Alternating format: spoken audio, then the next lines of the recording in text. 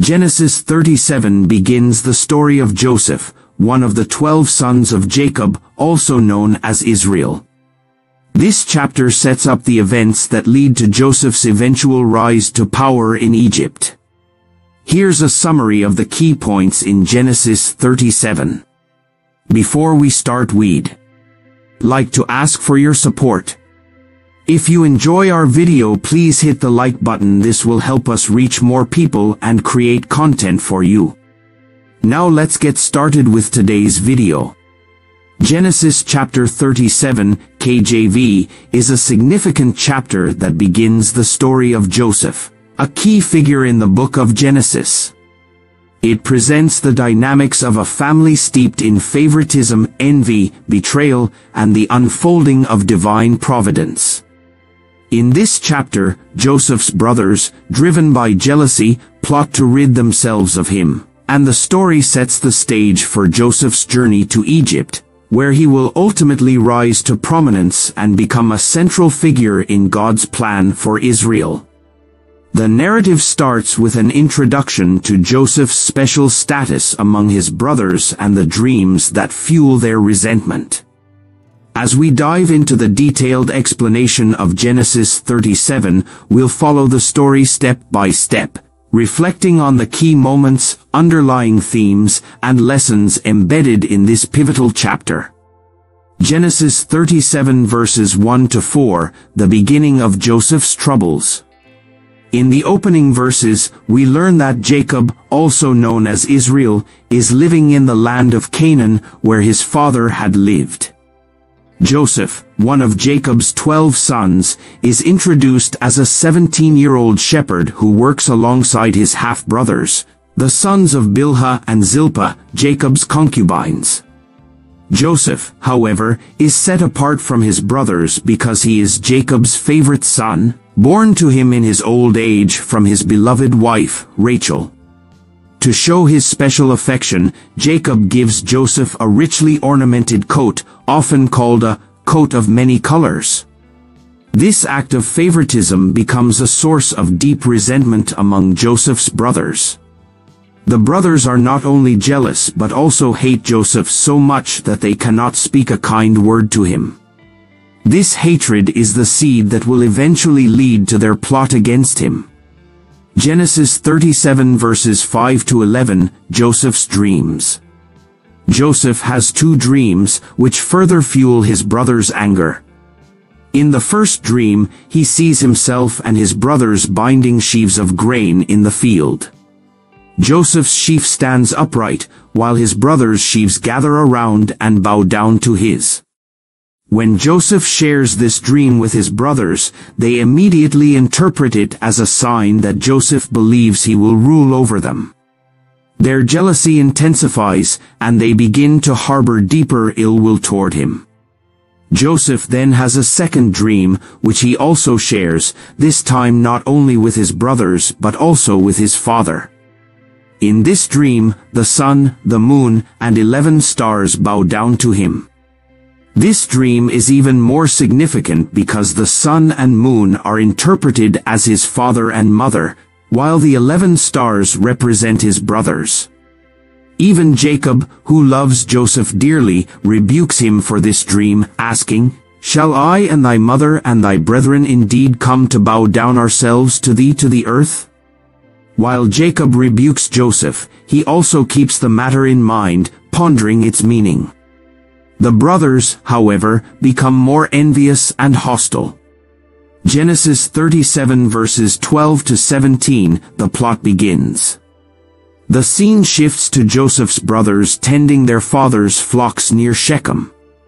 Jacob sends Joseph to check on his brothers and the flocks. When Joseph reaches Shechem, he cannot find them, but a man tells him that they have moved on to Dothan. Joseph sets off for Dothan, unknowingly walking into a trap. His brothers see him approaching from a distance, and before he even reaches them, they conspire to kill him. They refer to him mockingly as this dreamer and plot to kill him, throw him into a cistern, and then claim that a wild animal had devoured him. Genesis 37 verses 18 to 24, the conspiracy.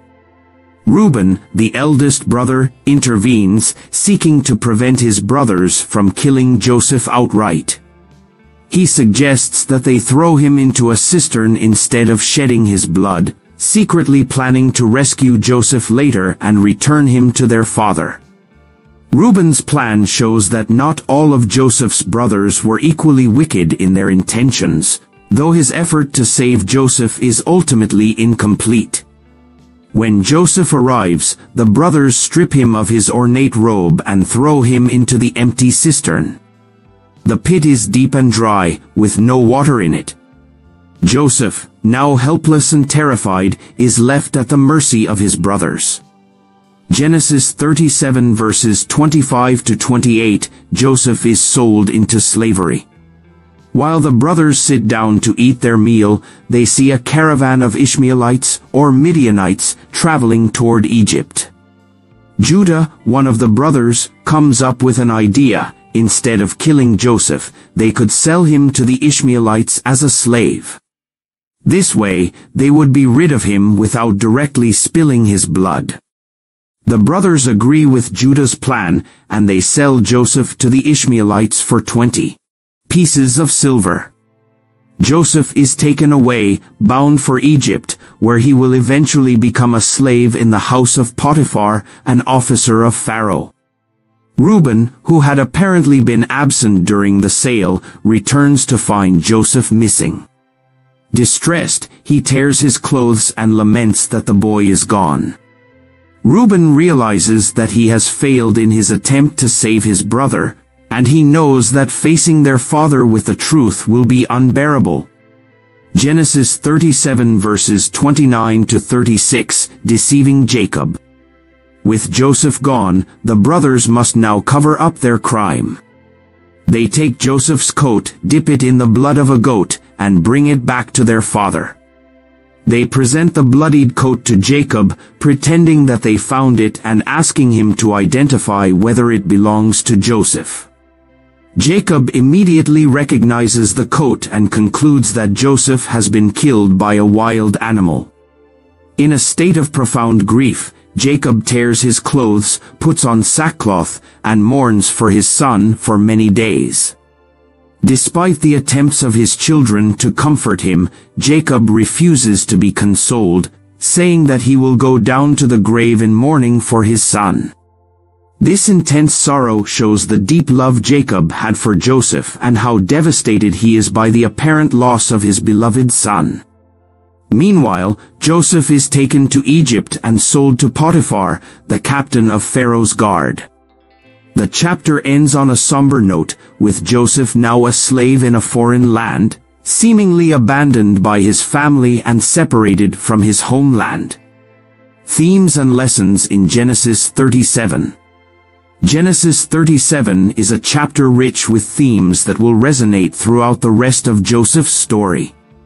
It sets the stage for a narrative of betrayal, suffering, and eventual redemption, not only for Joseph but also for his brothers and the nation of Israel. Favoritism and its consequences. Jacob's favoritism toward Joseph creates deep divisions within the family. The preferential treatment of one child over the others leads to jealousy, resentment, and ultimately, violence. The brothers' envy toward Joseph spirals out of control and leads them to commit a grave sin.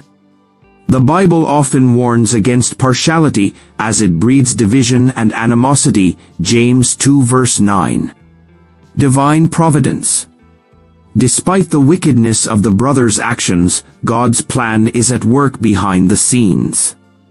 Joseph's dreams indicate his future rise to power, and although his journey is filled with hardship, God uses these events to accomplish his purposes. Joseph's sale into slavery, which seems like a disaster, is actually the beginning of God's plan to save his family and many others from famine. God can turn even the worst situations into good for those who trust him, Romans 8 verse 28.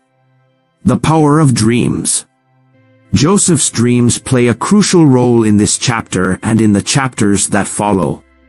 The dreams reveal God's plan for Joseph's life and foreshadow his future authority. Dreams in the Bible are often used as a means of divine communication, and Joseph's ability to interpret dreams becomes a key part of his story later in Egypt. Jealousy and hatred. The jealousy of Joseph's brothers grows into hatred and leads them to commit a terrible crime. This story serves as a warning about the dangers of letting jealousy and bitterness take root in one's heart. Proverbs 14 verse 30 says, "A heart at peace gives life to the body, but envy rots the bones." The importance of forgiveness. Though Genesis 37 does not directly address forgiveness, the seeds of this theme are planted here.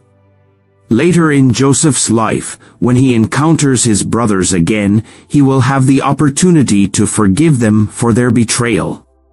Joseph's story becomes a powerful example of forgiveness and reconciliation, a foreshadowing of the forgiveness that Christ offers to all.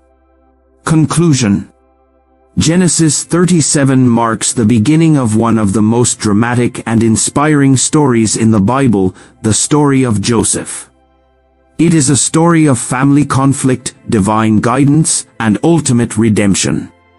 Despite the evil actions of Joseph's brothers, God's plan is never thwarted, and he uses even their sin to bring about his greater purpose. As readers, we are reminded of the importance of humility, trust in God's plan, and the necessity of forgiveness. Joseph's journey from the pit to the palace is a testament to the power of faith and the sovereignty of God, who can bring good out of the darkest circumstances. Please subscribe my YouTube channel. I hope you like this video. Thank you.